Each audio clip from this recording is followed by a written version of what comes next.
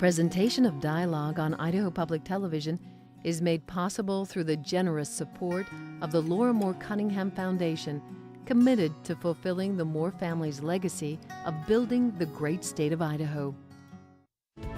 Idaho Superintendent of Public Instruction Tom Luna wants to completely reform Idaho's public school system. He joins us to answer your questions. Stay tuned. Dialogue is next.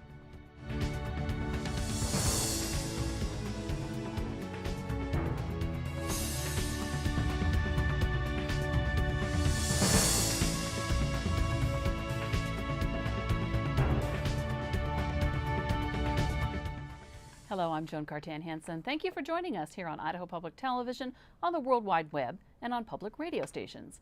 Idaho Superintendent of Public Instruction Tom Luna kicked off his presentation to the Legislative Budget Writing Committee by proposing a dramatic overhaul of Idaho's entire public school system. We are working to prepare Idaho students for the 21st century using a 19th century model for public education, and it just doesn't make sense any longer. It's clear that we have taken this system as far as it will go. In fact, the current system has become the #1 stumbling block to further improvement because it is financially unsustainable. Luna proposes what he calls the 3 pillars of a customer-driven education system. Under Luna's plan, students starting high school in the 2012-2013 school year would be issued a laptop computer. They would be required to take 2 online credits a year. There would be more investments in technology in the classroom, and the state would pay for certain students to take college classes in their senior year, something known as dual enrollment. For teachers, Luna wants to establish a pay-for-performance system. Some teachers would receive merit pay based on factors like improvements in students' standardized test scores. The first-year teacher's base salary would be raised to $30,000 a year, but new teachers would not get tenure. Parents would have more input on teacher evaluations, and teacher master agreements would have to be posted online. Educators could negotiate for salary and benefits only, and contracts could be offered for 1 or 2 years only. Luna wants to implement Common Core state standards for K-12, require school districts to report understandable fiscal report cards, allow universities to operate charter schools, and allow students to take online classes without authorization from their local school districts. And how would he pay for all this? Eliminate more than 800 teaching positions over the next 2 years and increase the average class size. He also wants to change how the district receives funds so the money more closely follows the student. Idaho Education Association President Sherry Wood reacted to Luna's plan. Mr. Luna believes that Idaho can simply no longer afford to provide classroom-focused education for our children, so we have no choice but to shift to a system where laptops replace teachers, where students will spend even more hours each day in front of screens, and where 1,000 education jobs will be lost over the next 2 years. We certainly can do better by our children. Idaho educators embrace technology. Thousands of us already use the internet to reinforce lessons and to expand our students' opportunities. However, we know it is a tool, and it cannot replace the guidance of a caring, competent adult in the room. And as Idahoans, we surely don't want to see the day come when instead of a child meeting their new teacher in August, their parents are told, there's an app for that. 1 minute, Sherry. And they're sent online to download the 4th grade curriculum. So what do you think about Superintendent Luna's proposal? Joining me now to answer your questions about his education reform plan is Idaho Superintendent of Public Instruction Tom Luna. Sir, thank you for joining us. Thanks. Glad to be here. You know, and since the time I wrote my script, there's been some change in your plan. It deals with the online credit. Could you explain exactly what's changed? Yeah, the bill that is now available online, or bills, I should say, that are now available online on our website, there's been a change in the way that we're going to approach the online credits that are required for high school students. Quickly, what it is that we will require not 8 credits during high school, but we reduce that down to 6 credits. And then a student takes them any time during their 4-year high school experience. Also that dual learning or blended classrooms are allowed. And also that just as when we adopted the ISAT as a graduation requirement, we put provisions in there that districts could develop alternative routes to meet that requirement. That same language will be found in the bill, where districts will have the ability to develop alternative routes for students who cannot, for whatever reason, complete successfully online courses. And of course, thank you for making that clarification. And of Yeah. course, we want to hear from you. Give us a call toll free at 1-800-973-9800. So let me dive into the questions. We received a fair number of email Yeah. questions, and I want to start asking some of those. Todd from Melba asked how the plan was developed and why was it developed without the help of educators, school board members, superintendents, and parents? Because I understand it was developed kind of in-house, inside your office. Well, let me tell you why it was developed and then how it was developed, per your question. Because I think it's important for people to understand the why. The last 2 years, we have cut over $200 million from our current education system, which means we've had to cut teacher pay, we've had to reduce the number of classroom days, we've completely eliminated all the money for technology and textbooks and gifted and talented. We've eliminated all the money for maintaining our facilities, meaning our schools. And then as we got ready to prepare for this year's budget setting, we realized that we're looking at the reality of cutting another $35 to $60 million from the current system.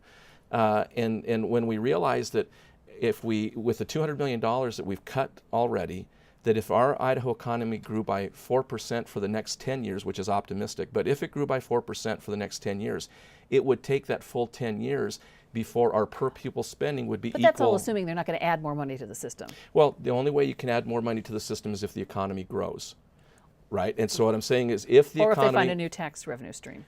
Increase taxes on somebody or something. So you would have to see an increase in revenues Right. then by 4% for the next 10 years before per pupil spending would be equal to what it was 2 years ago. So if I'm a parent that has a second grader today, my student will be a senior in high school before per pupil spending is equal to what it was. That's just not acceptable. So But that's all assuming there's no new monies coming in outside of what we have our normal revenue streams. That's Right. assuming that the economy, there is new Yeah. money. It's 4% growth, which is very optimistic. That Yeah. generates 4% more revenue every year, the growth does. Anyway, I'm sorry, how you developed the plan? Yeah, so we realized that we had, when we were facing this year, that we had three options. We could cut the current system more, we could raise taxes, or we could change the system so that we could educate more students at a higher level with limited resources. And that's what this plan does. The current system cannot educate more students at a higher level with limited resources. The current system takes tens of millions of new dollars every year just to keep doing what we've done in the past. And if we want to do anything new and above, it takes tens of millions of more new dollars. So we've come to the realization that other states around the country have, and that is the current education system we have is not financially sustainable. The economy has demonstrated that for now the third year in a row. Yeah. So the new reality is we have to come up with a new system of education where we can educate more kids at a higher level with limited resources. But it feels like we're trading teachers for technology. Yeah, I've heard that, and I guess the only way you could make that equation is if you assume that online learning, that teachers aren't involved. Today in Idaho, we have 10 to 15,000 students taking online courses. So this is nothing new and revolutionary, or definitely not radical. We've been doing it for 10 years in Idaho. But the fact is, every one of those 15,000 courses are taught by Idaho certified teachers. And the courses are aligned and accredited by Idaho. And so as that continues to grow, those courses will still be taught by Idaho certified teachers, and they'll still be accredited by the state of Idaho. So we're not replacing teachers with laptops, as Ms. Wood inferred, and I think she knows that because, you know, we have 15,000 students all over the state currently doing this. This is nothing new, and anybody involved in education knows that online learning grows and grows every year. One question we came in was, why not pilot out the project? Why do all the districts all at the same time? Why not set up a district and say, okay, we're going to put a pay-for-performance system in here, see how it works. We're going to put laptops in here, see how it works. Why make the jump to every district all at the same time? So the idea then would be that we would pick a handful of districts, and those districts would have a system where students would more students at a higher level with limited resources than everybody else, we cut the current system. We reduce the number of school days in their district, and more of those school districts go to 4-day school weeks. They have no money for technology, no money to raise teacher pay. What we realize is the economy and the convergence of circumstances tells us that we have to do this now, or we cut the whole system more. So we've put an option on the table that immediately increases teacher pay this year. It raises teacher pay back up to $30,000. It puts $6,000 worth of technology into every classroom, and it restores the $20 million that we've cut from our maintenance budgets. We do all of this without spending one more dollar than we're spending today. Let me get to our first caller. Okay. Mark in Boise. Mark. Yes, I'd like to ask Mr. Luna. Correct me if I'm wrong, but I've heard you over the last 4 years extol the virtues of our Idaho education system and how our students generally statewide have met or beat any national average that has been in effect for the last 4 or 5 years, and that our kids are doing exceptionally well. You have stated that last year at this time in front of the legislature and a number of times prior to that. Now all of a sudden you have this big view that all that is, I can only presume, garbage, because now you have this whole new idea. Please elaborate. Yeah, you mentioned the testimony I gave you before the legislature last year. I'm assuming you listened to the report I gave to the legislature this year, because the first 5 or 10 minutes of my presentation focused on the good things going on in our schools. The fact that we've seen unprecedented increases in the number of our schools meeting our high academic goals, that we're doing very well compared to other states in math. But I also made it clear that we can't continue to cut this current system and expect the same kinds of results. We also understand that the economy is not going to generate the revenue we need to continue to prop up this current system. And we can't rely on federal bailouts every year. We can't rely on going to the land board and shaking them down for $20 or $30 million every year to keep this current system moving forward. So it became obvious that the current system is not financially sustainable. And it has gotten us to as far as it's going to get us, and we need to change the system if we're going to see continued improvements. So I think I've been very consistent, and if you want to go back and look at the testimony I gave on the 18th and on the 13th, I spent a lot of time talking about how well our schools are doing, but caution legislators that the economy is not going to provide the revenue we need to keep our students moving forward. Jane in Boise and Michael in Idaho Falls both asked the same question: is why didn't you mention these plans during the election? That's a good question, but I think, again, the one gentleman said, he's paid attention to me for 4 years. Pay for performance is not something that's new. As a matter of fact, the pay for performance plan that is part of this is something that we did work out with the Teachers Association, superintendents, a lot of input, and everybody is supportive of at least that part. And we have a show. You can go to the Dialogue Archives. And you had you and the other members on to discuss that. Yeah, we've talked about but the laptop idea and the online, that's new. That was a new something that we hadn't heard during the campaign, and we didn't do that. What we have talked about is we want more choices in education. We started the Idaho Education Network 3 years ago, a $40 million investment to put the connectivity into every one of our high schools. And we've talked about for the past couple of years, the reason for doing that is we want students to have access to more online courses so that they can graduate with more college credits.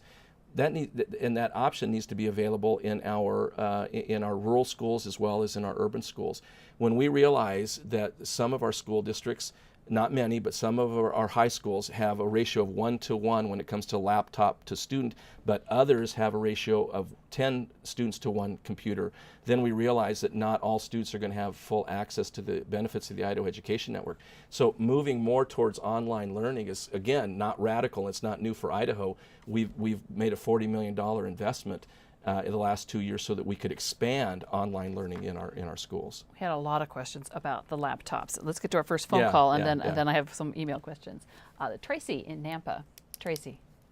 Yeah, my question is, Idaho doesn't currently have any laptop manufacturers, so to purchase all of these laptops, the money is going to have to be sent out of state, and at the same time that that's happening, they're cutting 800 teacher jobs, so you're putting 800 people, or approximately that, on unemployment. How does that help our economy? Well, first off, if we assume, understand that we're going to have 800 fewer teachers 2 years from now, and over this 2-year period of time, we will see 3,200 teachers that will leave the profession. A little over 1,000 of them will retire. Some will move out of the state. Some will leave the profession. So what we're saying is we're just not going to replace 800 of those 3,200. Yeah, but not everybody leaves from the, No. the 8th grade teacher doesn't always leave. When you need more 8th grade teachers, you may have the 2nd grade teacher leave, and that's not the one we're worried about.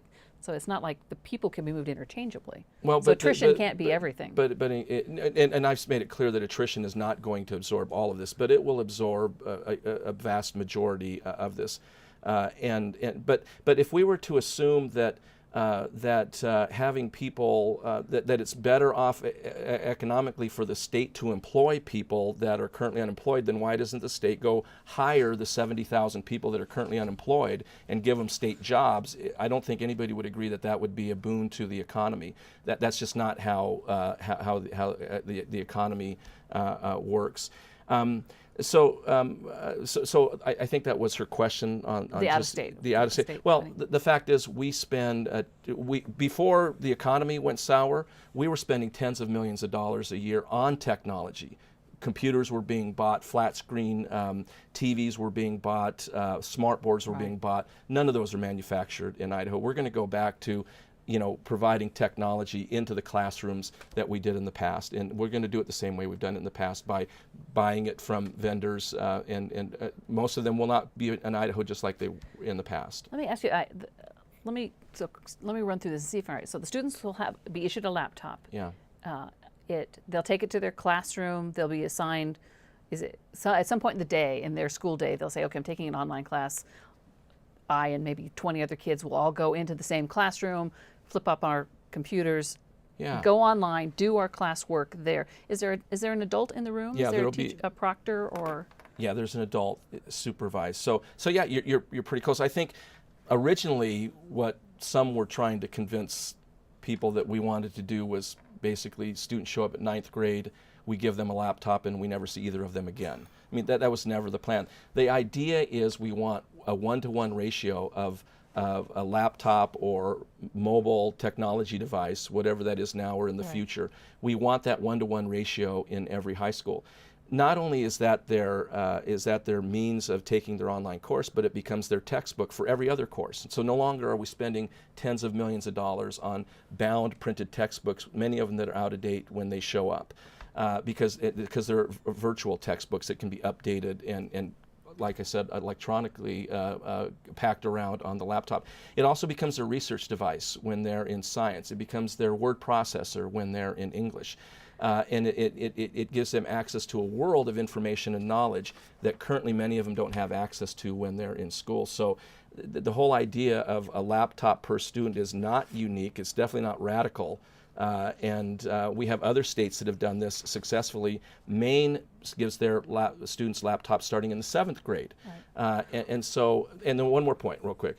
Local school districts will decide the policies on how those laptops will be managed, whether students will check them out during the day, whether they'll allow some students to take them home because they're working on certain assignments. All of that management and policy will be determined at the local level. There were a number of questions. What if I don't have wireless at home? My child doesn't have, what if they don't have access? Do the kids, if they take them home, are there privacy controls on those laptops? Can the kids download whatever they want? There were schools in New York who've gone to laptops and are now giving them back because the kids were downloading porn. They were hacking into the computers in the schools. They didn't find, their studies didn't show that laptops improved the quality of education. Yeah, I think you'll see in Maine that they, for example, writing skills improved considerably in Maine as the students had access, because of they attribute it to their laptop program. But not New York.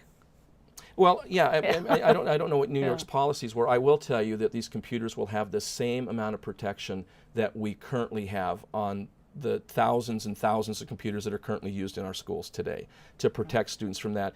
And because we are always very, very careful about not unintentionally exposing students to bad things and also making sure their curiosity doesn't allow them to go places that we do not want them to on the internet. Let me get Matt in Payette. Matt. Go ahead, Matt.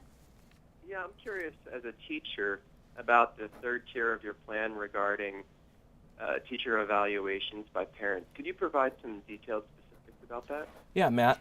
What we want is we want a parent's input to be part of a teacher's performance evaluation. Now, the performance evaluation that we developed and that your districts are currently implementing across the state, it allows for parental input. And some districts are doing that, but what we want to assure is that all districts allow for parental input. How that input is collected, how much is used in determining a teacher's performance evaluation will be determined at the local level. But we do want a component of that developed at the local level, so parental input, perhaps a survey. If you look at Charlotte Danielson's focus, there's areas in there that focus on parental involvement, and that's an opportunity to have surveys, if you will, but that'll be determined at the local level. The plan calls for transparency for master contracts to go online and fiscal I love this, understandable fiscal report cards, because budgets are, if you don't read a lot of budgets, they can be pretty confusing.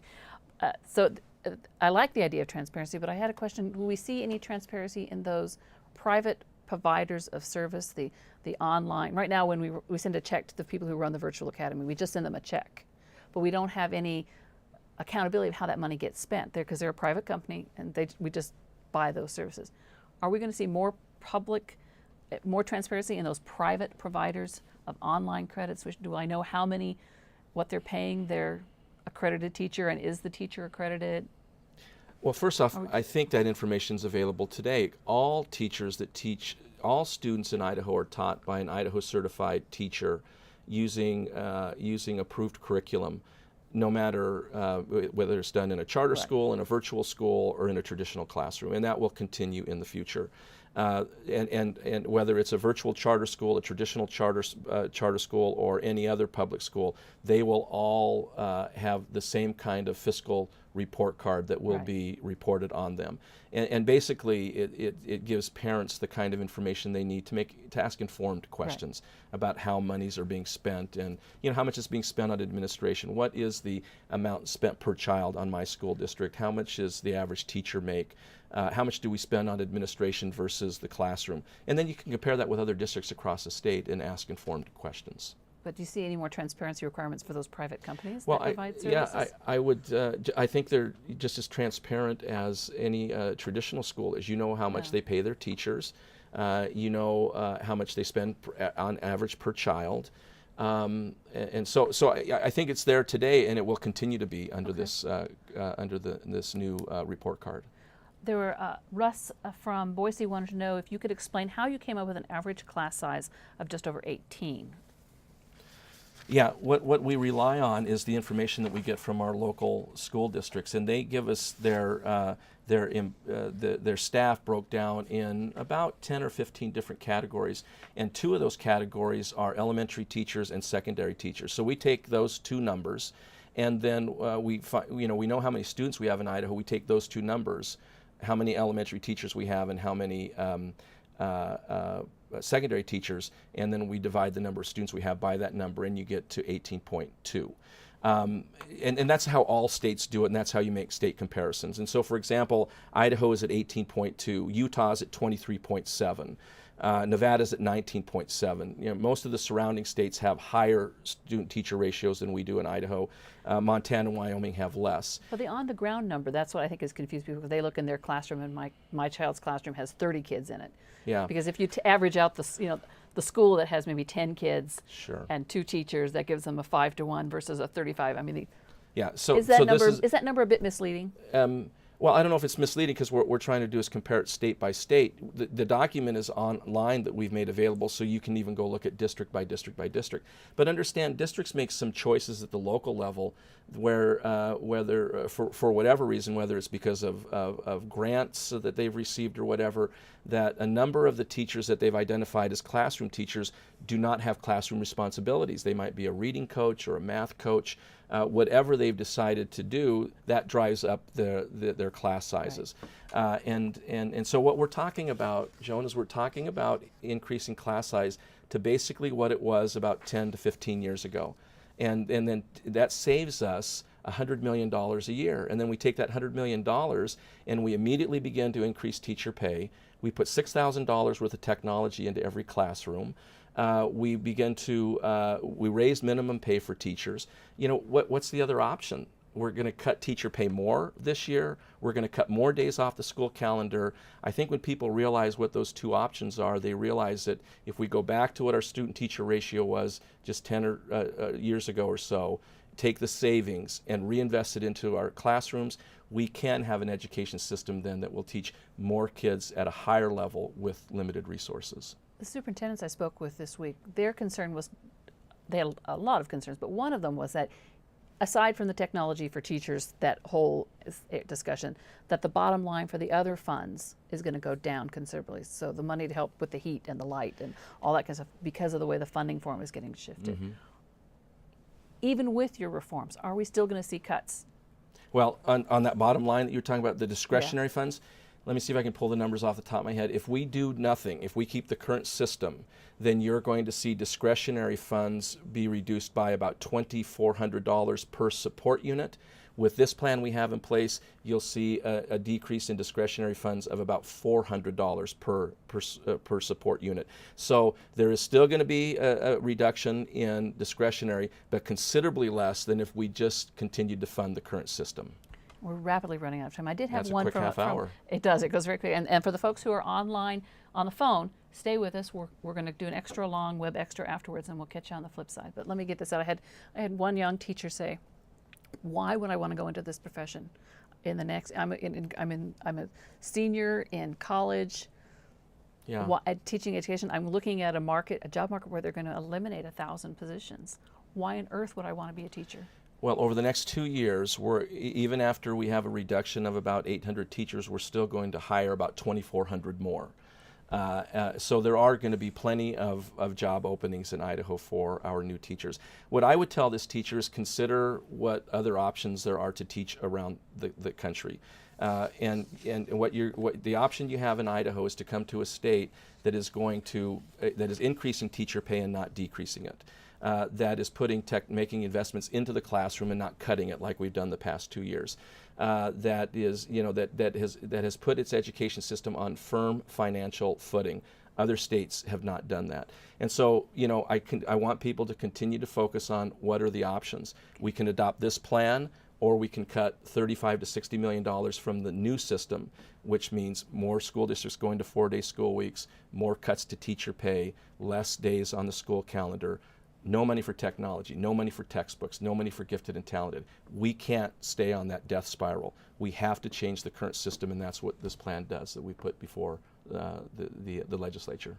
Just let people remind people the bills are now online on the State Department of Education website, and we'll hopefully have links to those on our website on the Dialogue site soon. Perfect. We also have a number of links on the Dialogue website, a number of studies that look at laptops and pay for performance and those issues that are all there. So take a look at the Dialogue website, and we'll have more on the Web Extra. So check. Also, be sure to check out Idaho Reports Fridays at 8, repeating on Sunday. Check your local schedule for the time nearest you, and check us out on Legislature Live, where you can follow these things, including the hearings on these bills, which will start on the 7th of February, Monday the 7th, in the Senate. So check it out, and join us here next time for Dialogue.